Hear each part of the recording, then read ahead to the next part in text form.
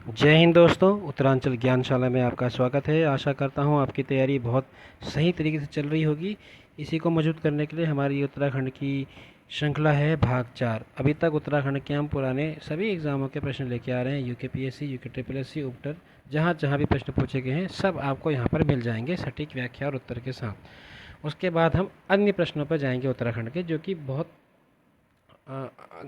अलग अलग किस्म के स्रोतों से, सरकारी आंकड़ों से, रिपोर्टों से, तथ्यों से, रिसर्च स्कॉलरों के लेखों से आपके सामने आएगा। चलिए आपका आज का पहला प्रश्न शुरू करते हैं। पहला प्रश्न है, जड़ी बूटी शोध एवं विकास संस्थान कहाँ है? Herbal research and development institute, ये कहाँ है? ये है आपका गोपेश्वर में। ठीक है, अब इसके साथ अन्य फैक्ट, ये 1989 में स्थापित हुआ। किसी की डेट ऑफ बर्थ से इसको आप याद कर सकते हैं। अब गोपेश्वर के बारे में एक तो महत्वपूर्ण चीज़, गोपेश्वर बहुत ही खूबसूरत स्थान है। चमोली ज़िले में इसका अभी हेडक्वार्टर है। पहले क्या था, चमोली ज़िले का हेडक्वार्टर चमोली में ही था। फिर 1970 में बाढ़ आई है तो हेडक्वार्टर को चमोली में स्थानांतरित किया गया। देखिए ये नोट्स बनने का तरीका है, ऐसे इक्वल लगा के, चिन्ह बना के, शॉर्ट तरीके से, ये सबका अपना अपना तरीका होता है। आप ऐसे शॉर्ट नोट बना सकते हैं। दूसरा महत्वपूर्ण नाम जो है, ये प्रश्न भी एग्जाम में पूछा गया है कि केदारखंड में गोपेश्वर का नाम क्या है? वो है गोस्थल। ठीक है, ये आपको याद रखना है। तीसरा महत्वपूर्ण चीज़ है, एकमात्र गोपेश्वर ऐसा स्थान है जहाँ पर न ज़्यादा गर्मी होती है न ज़्यादा सर्दी होती है। ठीक है, बहुत ही सुंदर जगह है गोपेश्वर। उसके अलावा दो, अब जब हर्बल की बात आई है, आयुर्वेद की बात आई है, जड़ी बूटी की बात आई है, तो हमें दो चीज़ और याद रखनी है। एक तो high altitude plant physiology research centre, जो कि कहाँ है? श्रीनगर गढ़वाल में 1979 में बना। दूसरा रीजनल आयुर्वेदिक रिसर्च सेंटर, ये कहाँ है आपका? रानीखेत में। ठीक है, और भी बहुत सारे संस्थान हैं, हम समय समय पर पढ़ते रहेंगे। फिलहाल ये परीक्षा में आए हुए थे, इनको याद रखना है। आगे बढ़ते हैं। दूसरा प्रश्न है, मंगलाचूर ताल कहाँ है? यह है उत्तरकाशी में। ताली बजाने पर यहाँ पर बुलबुले उठते हैं। ताली बजाओ या सीटी बजाओ, बुलबुले उठते हैं। जैसे बंद करोगे वैसे शांत हो जाते हैं। अगला प्रश्न है, किस स्थान से भागीरथी को गंगा के नाम से जाना जाता है? आप सबको पता है, देवप्रयाग से। ठीक है ना, यहाँ से आपकी भागीरथी आती है, यहाँ से आपकी भागीरथी आ रही है, यहाँ से आपकी अलकनंदा आ रही है, और यहाँ पर इनका संगम होता है। ये देवप्रयाग है, फिर यहाँ से गंगा के नाम से नीचे को बहते हैं। ठीक है ना, आगे बढ़ते हैं। उत्तराखंड की कौन सी झील त्रिभुजाकार है? यह है आपकी सतोपंत ताल। ठीक है ना, अब आपको ये, आपका ये काम है, आपको तुरंत अपने माइंड में प्रेशर डाल के याद करना है, रिकॉल करना है कि सतोपंत ताल कहाँ है। और ठीक है, देखिए ये हमारी रिवीजन सीरीज़ है। मैं यहाँ पर कोई टॉपिक नहीं पढ़ा रहा हूँ, अभी मैं सिर्फ रिवीजन करा रहा हूँ। रिवीजन के दौरान जो जानकारी हो सकती है वो आपको दे रहा हूँ, जो तरीका बताया जा सकता है वो बता रहा हूँ। आप लोग कमेंट करेंगे तो फिर हम टॉपिक पे लेके आएंगे। अभी मेरा इरादा है, सारी तालें, सारे पहाड़, सारे बुग्याल, सारी नदियाँ, सारे मेले, सारे आभूषण, ऐसे एक महत्वपूर्ण पर्यटक स्थल, दर्रे, कितने राज्य, कौन कौन से राज्य उत्तराखंड को छूते हैं, इस तरह के मैं छोटे छोटे टॉपिक लेके आऊँगा। इसके लिए आप कमेंट बॉक्स में बताइएगा कि आप चाहते हैं ऐसा, तो मैं आपके सामने लेके आऊँगा, और जो मैं लेके आऊँगा वो संपूर्ण होगा। उसके बाद आपको कहीं जाने की ज़रूरत नहीं है। ठीक है, तो फिलहाल आपको ये याद रखना है। अच्छा, दूसरा चीज़ ये है कि सतोपंथ के बारे में ये एक कहानी सी दी गई है जानकारी। देखिए क्या होता है ना, कभी हम जब इनके बारे में डिटेल में पढ़ते हैं तो ये चीज़ हमारे दिमाग में बैठ जाती हैं।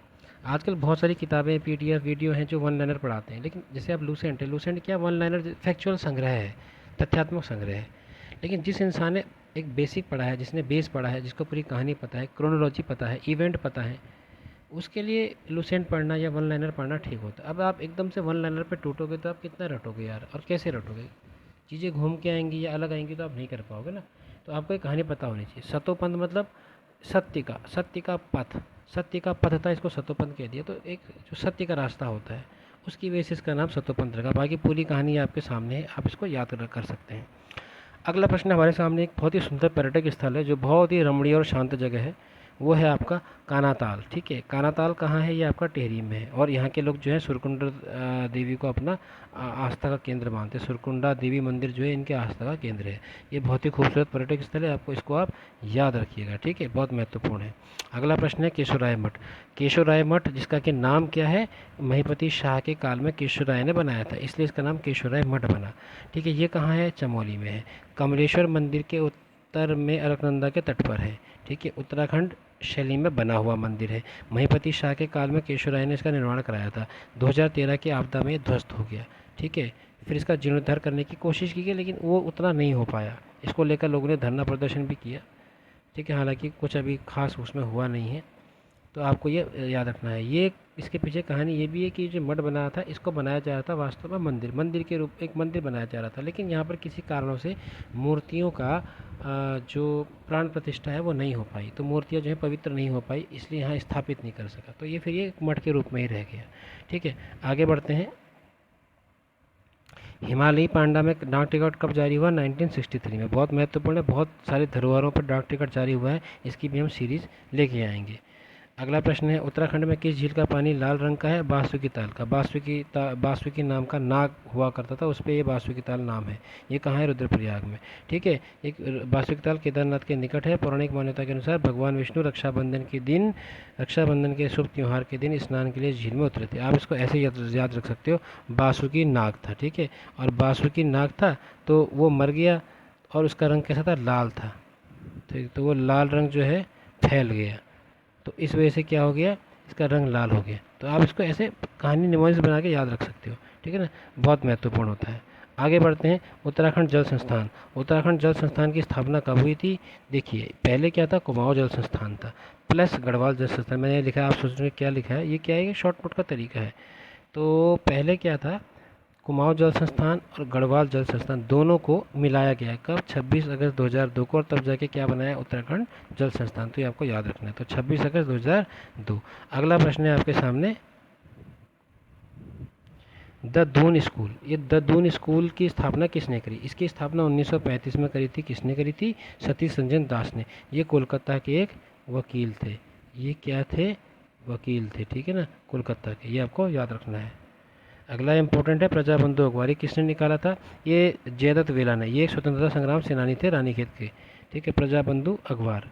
अगला प्रश्न है, उत्तराखंड आयुर्वेदिक विश्वविद्यालय कहाँ है? ये है आपके देहरादून में। ठीक है, स्थापना कब हुई थी? 2009 में। बहुत महत्वपूर्ण है। तो ये 12 प्रश्न हैं जो उत्तराखंड के परीक्षाओं में आए हुए थे, वो बाकी आपके सामने आते रहेंगे। आप इसको देखिए, और छोटे छोटे टॉपिक्स पे मैं आपको वीडियो देना चाहता हूँ समझाते हुए।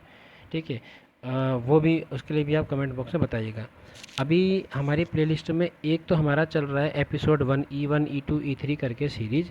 वो सीरीज़ है सारे एग्ज़ामों में, जितने भी भारत में एग्ज़ाम होते हैं वनडे वाले, एसएससी हो गया, रेलवे हो गया, पीसीएस हो गया अलग अलग स्टेट के, उत्तराखंड में UK PSC, UK triple SC के एग्ज़ाम हो गए, उत्तर प्रदेश में यूपी ट्रिपल एससी हो गया। ठीक है, राजस्थान के पेपर हो गए, एमपी के हो गए, बिहार के हो गए। तो जहाँ जहाँ से एसएससी के हो गए, जहाँ जहाँ से ये जीके के जितने भी क्वेश्चन मिल सकते हैं, वो क्वेश्चन उस सीरीज़ के माध्यम से कवर होंगे। जितना आप उसको देखेंगे, जितना आप उसको सराहेंगे, पसंद करेंगे, उतना ज़्यादा उसमें क्वेश्चन बढ़ते रहेंगे। आपका रिवीजन भी होता रहेगा, नए प्रश्न और इंपॉर्टेंट प्रश्न आपके सामने आएंगे। वो तो बहुत ही महत्वपूर्ण है। उसमें सिर्फ जीके है, सामान्य अध्ययन है।